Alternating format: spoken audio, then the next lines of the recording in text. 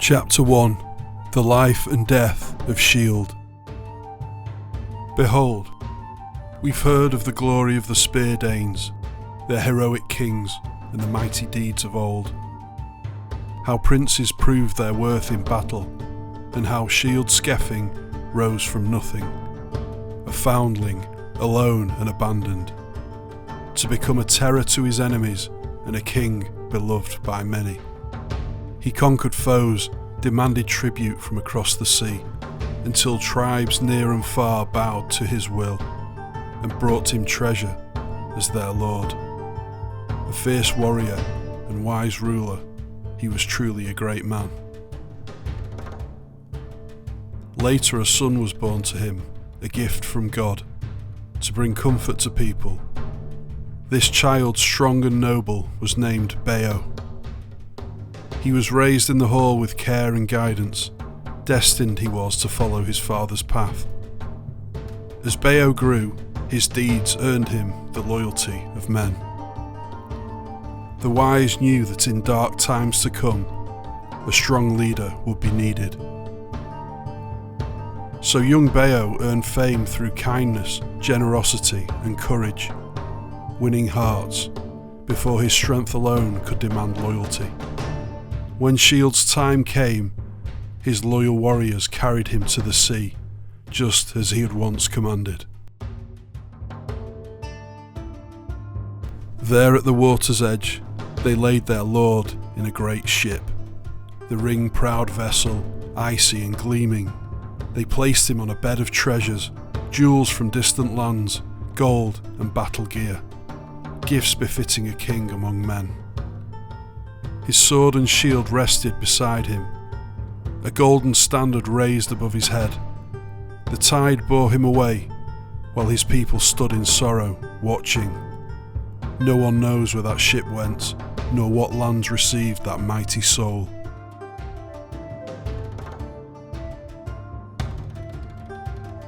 Chapter 2. Hrothgar's Rise and Grendel's Envy. After Shield's death, his son Beowulf ruled the Danish lands for many years, a respected prince beloved by his people. When he passed on, his son Halfdan took the throne, a wise and stern king known for his strength and leadership. Halfdan had 4 children, 3 sons, Heorot, Hrothgar and Halgar the Good, and a daughter named Aloud, who married the warrior king Ungenthio. Hrothgar rose to power with great honour, his reputation in battle spreading wide. Warriors flocked to serve him, and his kingdom flourished. As his strength grew, so did his vision. He dreamed of building a hall like no other, a towering mead hall, unmatched in size or splendour, where he could share his wealth and joy with his people, young and old alike. All blessings he would give, but that of life and loyalty, which no man can give. Men from across the world were summoned to help build this mighty hall, and soon it stood completed, the grandest hall ever seen. Heorot he named it. Hrothgar kept his word, giving gold and treasures at feasts, showering gifts on his followers. The hall rose high, adorned with antlers, shining like a beacon, a symbol of power. But beneath the joy, a shadow waited. A monstrous being full of hatred could no longer bear the sounds of laughter, the harp's song or the poet's tale. This creature, Grendel, lurked in the dark moors and swamps. Angry and cursed, he lived in the wild. The descendant of Cain, the first murderer. For the killing of Abel, God had exiled Cain, and from him sprang all manner of cursed beings.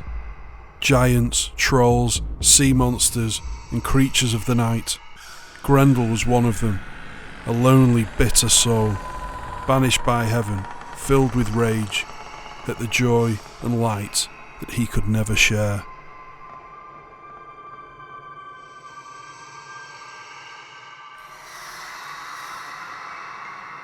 Chapter 3. Grendel the murderer. When the sun sank behind the hills, Grendel crept towards the great hall. The Ringdanes had finished feasting, and now lay sleeping on benches and beds.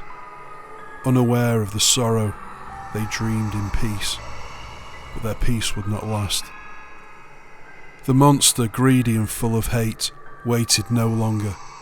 In a frenzy he burst into the hall, and seized 30 warriors from their rest.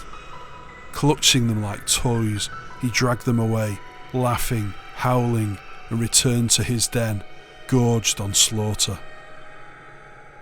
At dawn, the horror was discovered. A chorus of grief rang out. Cries of mourning, as the king sat stricken with sorrow, helpless to avenge his fallen men. They followed the trail of the killer, a cursed path through the dark moors, but there was no catching the shadow. And it didn't stop. The very next night, Grendel returned. Again and again he came, killing without mercy, hiding without trace. Soon no warrior would dare sleep in the hall. They sought shelter elsewhere, leaving the grand hall empty, silent. Still the slaughter continued. For 12 long winters, Hrothgar endured this torment. His mighty hall, once the heart of his kingdom, now stood deserted, haunted. Grendel's hatred never cooled, and he sought no peace. He accepted no payment, no truce. No warrior could bargain with him. No priest could offer gold or sacrifice to ease his bloodlust. Each night he walked the shrouded marshes, a shadow in the mist, striking again and again. He haunted Heorot, the shining hall, but he could never touch the throne. A power greater than his held it sacred. Grendel in his wickedness could not bear the touch of God. The Danes, desperate and confused, held secret councils, offered sacrifices at pagan shrines, prayed for dark powers to deliver them. But they prayed in vain. They had forgotten the true God, the Creator who alone could save them. And so they remained lost, their hopes in the ashes. Woe to the soul who clings to hatred, who dies in anger and finds no peace. But blessed is the one who walks with the Lord and finds comfort in his embrace. Chapter 4. Beowulf goes to Hrothgar's aid. Hrothgar, the wise and weary king, brooded over his sorrow. There seemed no escape from Grendel's terror, a grief too heavy to bear, a curse that crushed his people night after night. But far across the sea in Geatland, a warrior heard of Hrothgar's plight. Beowulf, strongest of all living men, brave, noble, unmatched in might. He called for a ship to be readied. He would cross the sea to help the Danes, to offer his strength to a king in need. His people, though they loved him, did not hold him back. They cheered him on, believing he would win honour and glory. Beowulf handpicked 14 of his boldest warriors. Many trusted with his life. They found a sturdy ship, and a skilled seaman guided them to the shore. Time moved swiftly. The ship was launched from the cliffside, and the warriors climbed aboard, their armour gleaming and weapons packed. The sail caught wind. The sea carried them like a bird in flight. Within a day and night, they saw the cliffs of Denmark rise before them, steep and shining in the distance. The Geats leapt ashore, secured their ship, and gave thanks to God for a smooth and swift crossing. From the heights, a Danish coast guard spotted the newcomers. Warriors in shining mail, bearing weapons and shields. Curious and cautious he rode down on horseback, spear in hand, demanding answer. "Who are you, armoured men? sailing boldly across the sea to these Danish shores. I am the guardian of this coast. It is my duty to watch for enemies, and never before have I seen warriors so fearlessly arrive without warning. You carry yourselves with purpose, especially you, he said, pointing to Beowulf.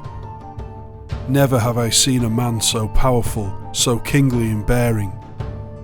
Before I let you pass further into the land of the Shieldings, I must know your name, your lineage, and your purpose here. Tell me plainly who you are and why you have come.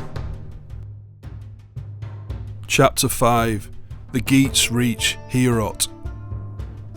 The leader of the newcomers answered with grace, opening his store of words like a treasure chest. We are men of Geatland, loyal followers of King Hygelac.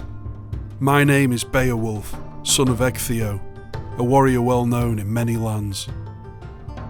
My father, a nobleman, lived many winters before passing on. He was known and honoured across the world, respected by kings and counsellors alike. We come in peace, hoping to speak with your great king Hrothgar, Halfdane's noble son. We carry a message, a weighty one, though not one with secrecy or threat. We've heard dark tales that a monstrous creature haunts these lands, stalking at night, slaughtering your warriors, bringing terror to your king and people. If the rumours are true, we may be able to help. We come offering counsel, perhaps even the strength to end this grief. If there's any way to ease Hrothgar's sorrow, to lift the suffering from this land, I will try with all I have. The Coast Guard, still seated tall upon his steed, listened, then answered with measured respect. There's a gap between bold words and brave deeds, but a wise man knows how to judge the difference, and I believe you speak true. Your hearts are clean, your purpose honourable. So follow me now with your armour and weapons, and I will guide you to Heorot myself. Your ship too will be safe. I'll order my men to guard it until you return to the sea, whether with victory or fate fulfilled. Then the Geats moved forward, leaving their ships anchored in calm waters. Their helmets gleamed with golden boar crests, gleaming with battle light, boar shapes forged to protect the brave. They marched across the land, their gear clinking, their hearts steady, until they saw it, Heorot, a hall like no other, shining with splendour, wide known among nations, a marvel of mankind. The Coast Guard pointed to the hall's towering roof. There lies your path, go now with honour. Then turning his horse, he added, My task is done.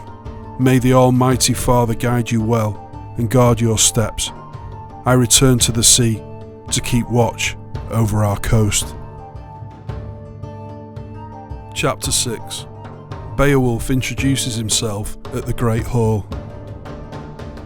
The stone-paved road shimmering, glinting with colours as the warriors walked the winding path, their mail shirts linked and polished, clinking with each stride.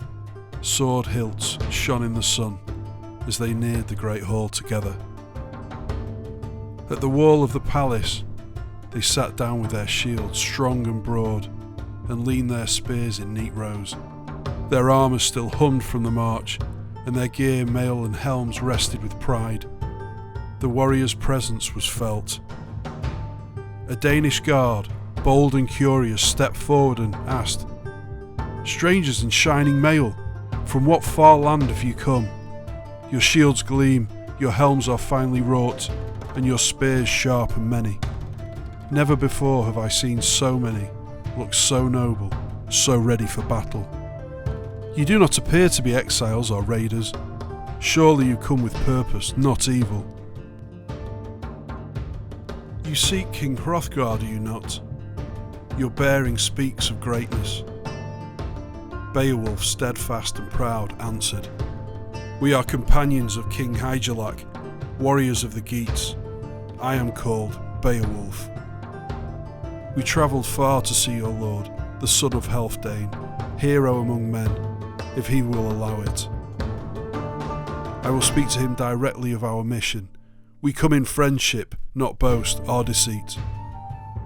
Then Wulfgar spoke, a thane renowned among the Wendels, a man known for wisdom and strength. "Noble strangers, I will carry your words to Hrothgar, the ring-giving king of the Danes. Wait here a moment, and I will return with his answer."